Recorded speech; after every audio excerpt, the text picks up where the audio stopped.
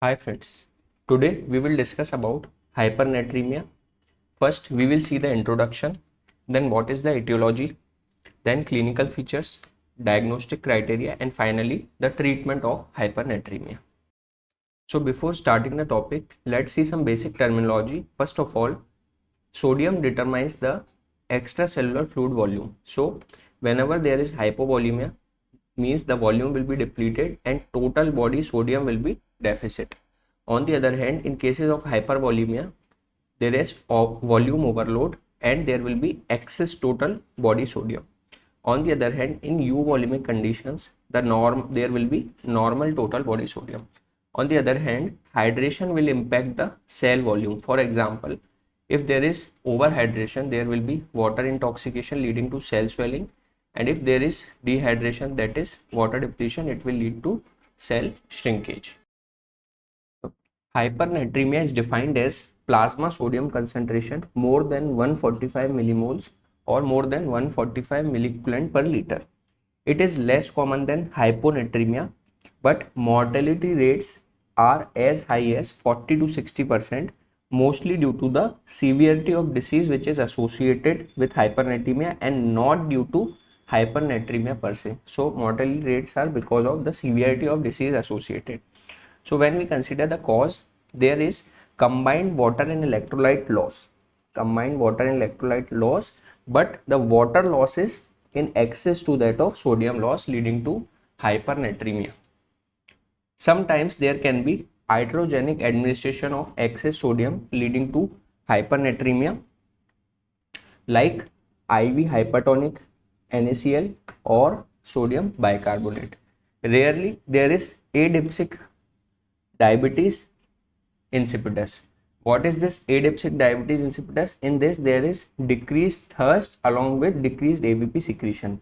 Normally, in diabetes insipidus, there is increased thirst which balances the water loss through the kidney, but in adipsic diabetes insipidus, it is a very serious condition in which there is decreased thirst and consequently there will be severe hypernatremia. So it is a central defect in hypothalamic osmoreceptor function. In adipsic diabetes insipidus, there is a central defect in hypothalamic osmoreceptor function, and it is caused by primary or metastatic tumor, occlusion or ligation of anterior communicating artery. This is a very important question. It can also be due to trauma, hydrocephalus, or inflammation. Now, when we consider which individuals are at highest risk, so the elderly individuals who have decreased thirst and diminished access to fluids are at the highest risk of developing hypernatremia. Now, after we have discussed this, hypernatremia is due to loss of water. Hypernatremia is due to loss of water. So this loss of water can be either due to non-renal causes or there can be renal loss of water. So first of all, let's discuss the non-renal loss. It can be insensible loss or due to diarrhea. Now, insensible fluid loss is increased in fever, burns, exercise, heat exposure, or when a patient is mechanically ventilated. On the other hand, diarrhea is the most common GI cause of hypernatremia. The important point about diarrhea is that osmotic diarrhea and viral gastroenteritis will lead to hypotonic stools. Hypotonic stools. This means that there is free water loss. Means the sodium and potassium will be lost less than 100 millimole, but there will be more of water loss. Therefore, these conditions will lead to hypernatremia.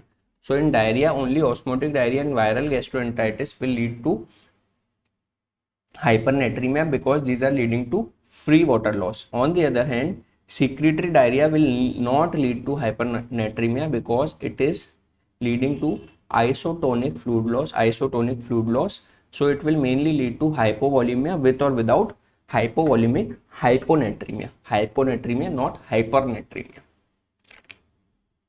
Now, after we have discussed non-renal losses, let's discuss some renal losses. So, renal losses can be in the form of osmotic diuresis or diabetes insipidus. Diabetes insipidus can in turn be central, nephrogenic, and gestational. So, let's discuss one by one. First of all, osmotic diuresis is secondary to hyperglycemia, urea, or post-operative diuresis or use of mannitol.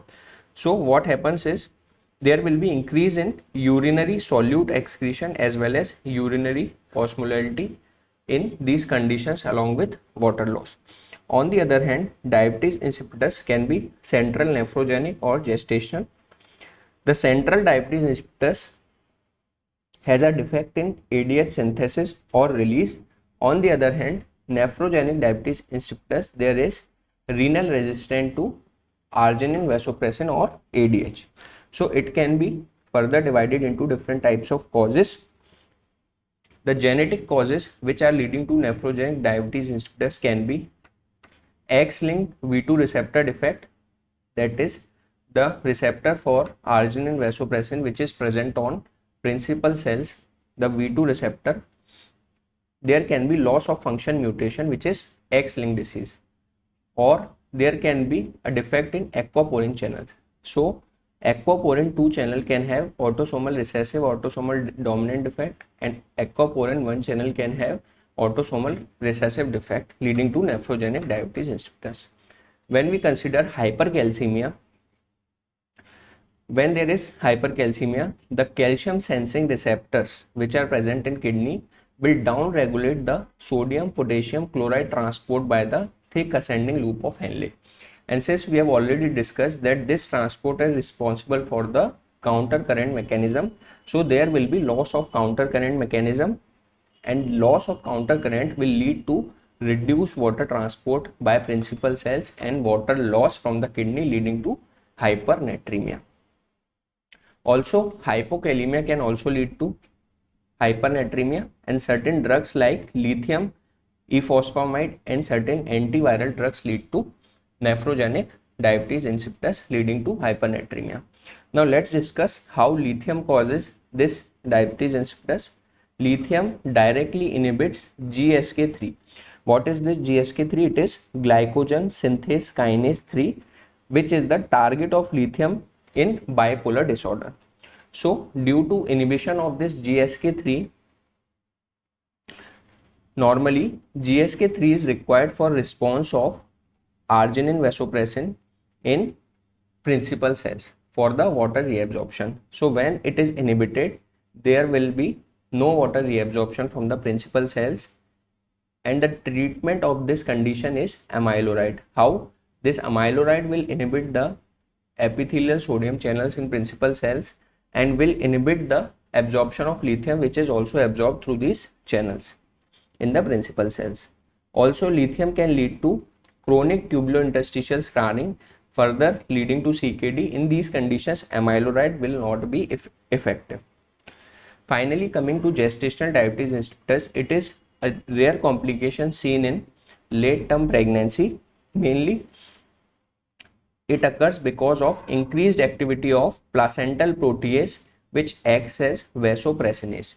So this will degrade the vasopressin, so there will be less amount of vasopressin leading to polyuria, and this condition is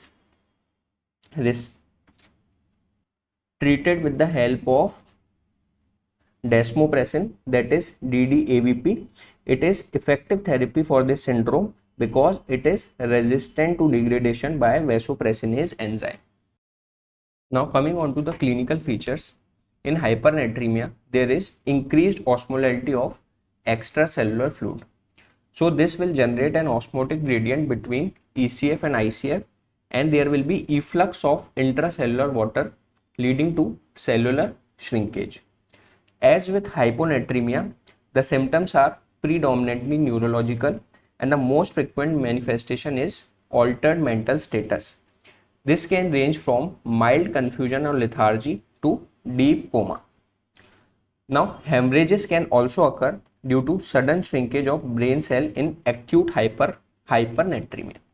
So, hemorrhages like intraparenchymal, subarachnoid hemorrhage, and subdural hematoma can occur, and it is primarily encountered in pediatric and neonates. These hemorrhages are primarily encountered in pediatric and neonatal patients. Also, sometimes there can be hypernatremic rhabdomyolysis, due to osmotic damage to muscle membrane. Now important part is chronic hypernatremia, which occurs more than 48 hours. So the brain cells adapt by intracellular accumulation of organic osmolytes in chronic hypernatremia. So these organic osmolytes are creatinine, betaine, glutamate, myonestrol and taurine. This results in increased ICF volume and normalization of brain parenchymal volume. Therefore, chronic hypernatremia is less likely to develop severe neurological compromise. But it should be kept in mind that rapid overcorrection is avoided in chronic hypernatremia to prevent the cerebral edema and seizures.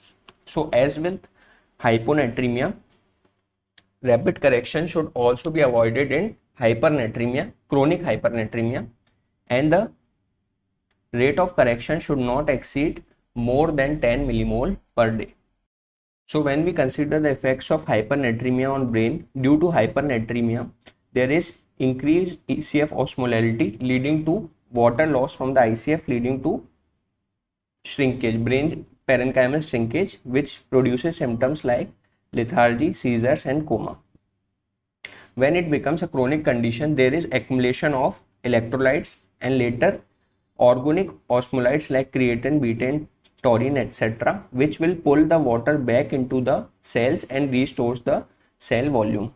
But when the improper therapy means rapid overcorrection is done more than 10 millimole per day, it can lead to cerebral edema. So it should be avoided. On the other hand, if proper therapy is done, it will lead to normal brain with normal osmolality. Now coming on to the diagnostic approach, it will include history, physical examination and investigation. First of all, the history should focus on presence or absence of thirst, polyuria or an extrarenal source of water loss such as diarrhea. When we consider the physical examination, detailed neurological examination should be done. We should assess the extracellular fluid volume by JVP. Accurate documentation of daily fluid intake and daily urine output is also critical for diagnosis and management of hypernatremia. Now the laboratory investigations include measurement of serum osmolality and urine osmolality along with urine electrolytes. AVP assay should also be done. Particularly important is pregnant females. In pregnant females, tubes containing 110 phenanthroline, which is a protease inhibitor. So tubes containing 110 phenanthroline should be used because it prevents the in vitro degradation by the vasopressinase so that AVP can be measured correctly. Now this is a diagnostic algorithm for diagnosis of the hypernatremia and its etiology. First of all, we will see the ECF volume. If the ECF volume is increased, this means that the total body sodium is increased. In the first slide itself, we saw that ECF is equivalent to total body sodium. So if the ECF volume is increased, then the total body sodium is increased. This can be when there is administration of hypertonic saline or soda bicar. On the other hand, if the ECF volume is not increased, then we have to check whether there is minimum volume of maximally concentrated urine, that is less than 100 ml urine of osmolality more than 800 milliosmol per kg. So when this is the case,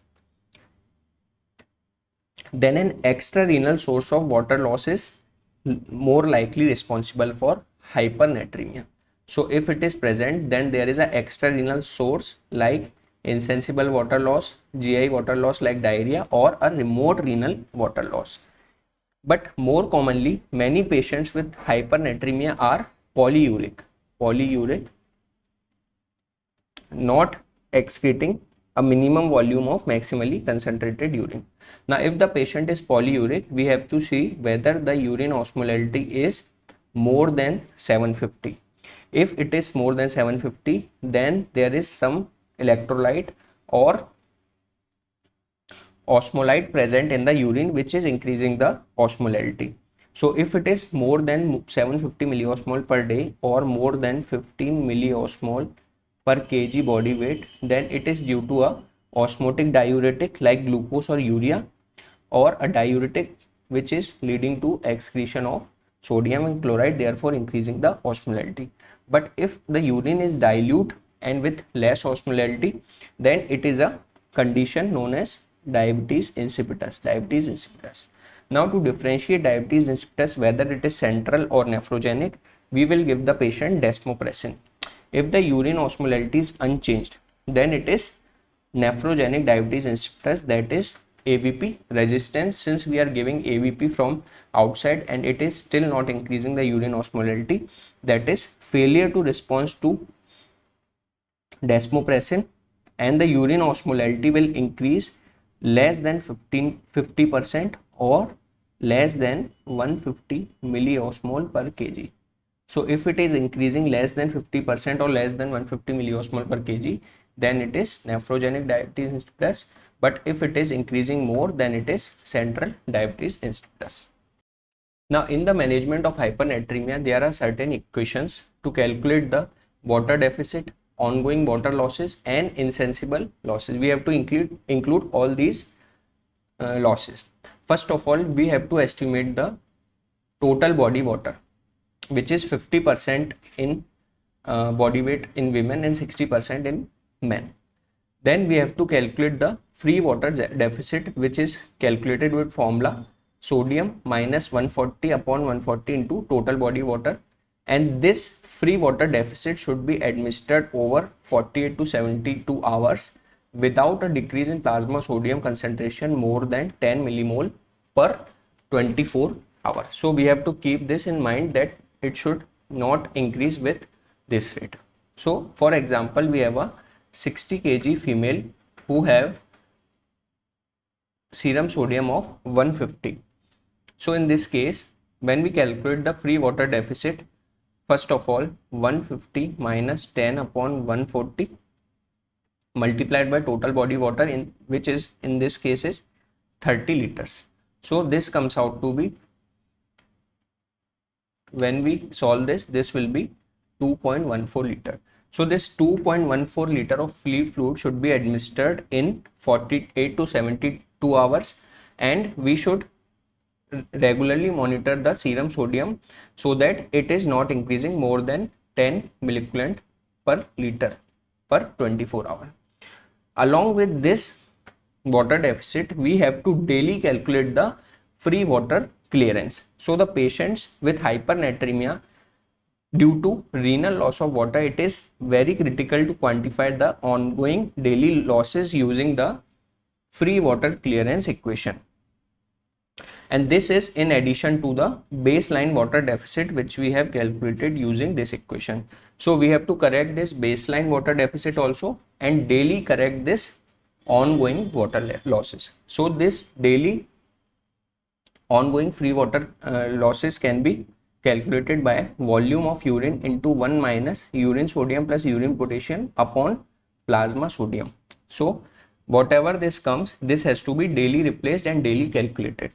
Also, insensible water loss, which is around 10 ml per kg per day, should be added and corrected along with above two equations. So finally, we have to add the components to determine water deficit and ongoing water loss.